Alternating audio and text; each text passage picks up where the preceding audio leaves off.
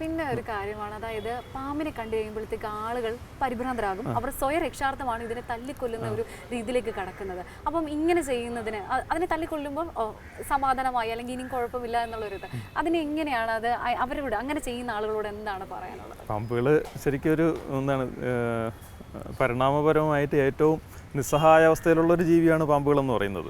മനുഷ്യനെ പോലെ ഇപ്പോൾ ഒരാൾ തലയ്ക്കൊരു വടിയെടുത്ത് അടിച്ചു കഴിഞ്ഞാൽ മനുഷ്യന് കൈ കൊണ്ടത് തടയാൻ പറ്റും. പാമ്പുകൾക്ക് കൈയും കാലും ഇല്ല, ഓടി രക്ഷപ്പെടാൻ പോലും നമ്മളെപ്പോലെ ഓടി രക്ഷപ്പെടാൻ പറ്റില്ല. അപ്പോൾ സാധാരണ എല്ലാ പാമ്പുകളും വിഷമുള്ള അപകടകാരികളാണെന്നുള്ള ധാരണയിലാണ് ആൾക്കാർ പാമ്പിനെ തല്ലിക്കൊല്ലാൻ ശ്രമിക്കുന്നത്. എല്ലാ പാമ്പുകളും അപകടകാരികളല്ല. ഇനിവൻ അതായത് വിഷമുള്ള പാമ്പുകളായാൽ പോലും വളരെയധികം പാരിസ്ഥിതിക പ്രാധാന്യമുള്ള ജീവികളാണ്, സംരക്ഷിത വിഭാഗത്തിൽ വരുന്ന ജീവികളാണ്. അപ്പോൾ പാമ്പുകളെ കണ്ടു കഴിഞ്ഞാൽ ചെയ്യേണ്ടത് ഇതേ ഉള്ളൂ, വനം വകുപ്പിൻ്റെ ടോൾ ഫ്രീ നമ്പറിൽ അറിയിക്കാം, ഏറ്റവും എളുപ്പമുള്ള സംഗതിയാണ്.